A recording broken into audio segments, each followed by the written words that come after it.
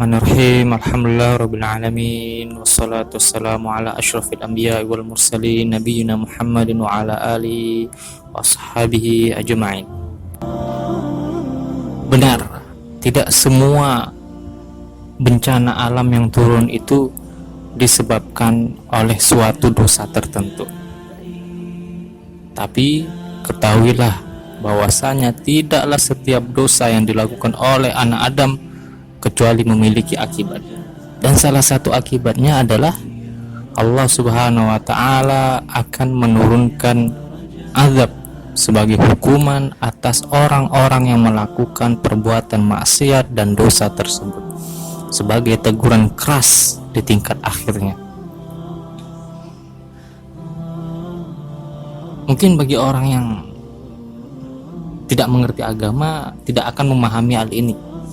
Namun bagi kita yang sangat menjadikan agama sebagai pedoman hidup, yakin bahwasanya setiap dosa pasti ada azab, pasti ada hukumannya. Salah satunya apa? Seperti yang terjadi pada kaum Nabi Lut, yang mana kita semua tahu dosa apa yang mereka lakukan selama itu. Mereka melakukan satu dosa, satu perbuatan maksiat, sebuah penyimpangan seksual yang tidak pernah dilakukan oleh umat-umat terdahulu sebelum umat Nabi Lut, yaitu mereka menyukai sesama lelaki dan melakukan praktik hubungan seksual antar sesama lelaki, atau yang kita kenal dengan homoseksual. Maka Allah Subhanahu wa Ta'ala mengutus Nabi Lut untuk menegur mereka. Dan hasilnya bukanlah mereka semakin sadar, bukan mereka menyadari kesalahan mereka, tapi mereka malah menentang Nabi Lut dan mengatakan Nabi Lut sebagai orang sok suci. Dan akhirnya Allah Subhanahu wa Ta'ala ketika teguran Nabi mereka tidak lagi mereka hiraukan, Allah turunkan azab bagi mereka, dan azab tersebut tidak pernah Allah turunkan sebelumnya seperti yang demikian, yaitu Allah Subhanahu wa Ta'ala gambarkan dalam firman-Nya, faja'alna 'aliyaha safilaha wa amtarna 'alaihim hijaratan min sijjil. Maka kami jadikan bahagian atas kota itu terbalik ke bawah, dan kami hujani mereka dengan batu dari tanah yang keras. Surat Al-Hijr ayat 74. Lihat bagaimana betul-betul dosa tersebut, maksiat tersebut memiliki azab. Maka sekarang kita introspeksi. Ketika negeri ini bertubi-tubi Allah turunkan bencana alam, itu bukan alami dari faktor alam. Karena alam semua ini bahwasanya milik Allah Subhanahu wa Ta'ala, makhluk dari Allah Subhanahu wa Ta'ala. Alhamdulillahirabbil alamin. Segala puji bagi Allah, Rabb semesta alam. Maka Allah yang menggerakkan alam ini untuk menghukum para hamba-hambanya yang ingkar pada larangannya. Maka dari itu kewajiban kita sebagai sesama muslim itu saling tegur menegur, saling melihat ke kanan dan ke kiri perbuatan di sebelah tetangga kita, apakah benar-benar perbuatan itu melanggar aturan Allah, sehingga sebaiknya ditegur sehingga mereka berubah dan memperbaiki diri. Sebelum apa? Sebelum bencana Allah turunkan, sebelum hukuman Allah turunkan.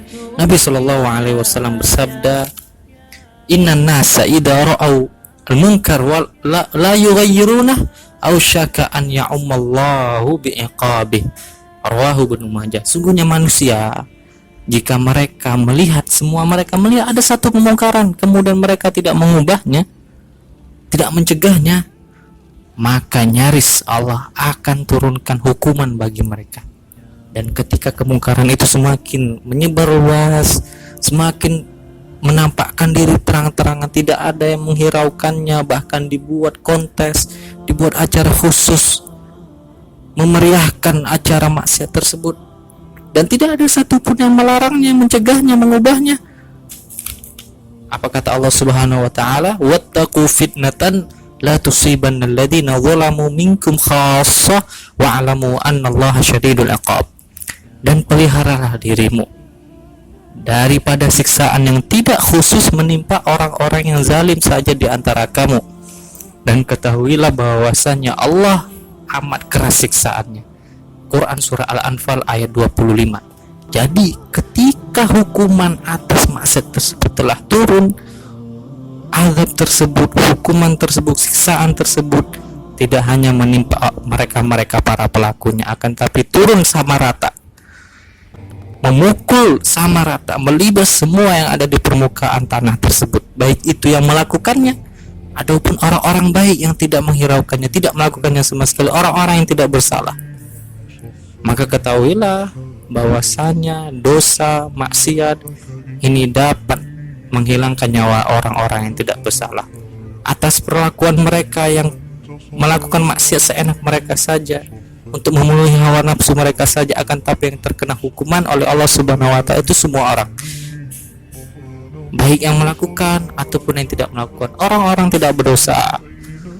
Maka ketika kaum muslimin saling mengingatkan dalam perkara amar ma'ruf nahi munkar ini, hendaklah diterima, hendaklah didukung, bukan malah dikecam. Karena tujuan dari amar ma'ruf nahi munkar ini adalah untuk menjaga keseimbangan sosial, untuk menjaga alam ini agar tidak marah Allah, agar Allah tidak hukum kita dengan bencana alam. Semoga ini menjadi pelajaran bagi kita semua, dan orang-orang yang mendengar segera bertaubat, taubatan nasuha, dan orang yang tidak melakukan kemaksiatan ketika melihat orang lain melakukan kemaksiatan agar saling mengingatkan. Demi apa? Demi ketentraman bersama, demi kebersamaan, demi terjaganya dan terciptanya kehidupan yang aman dan damai dan tentram.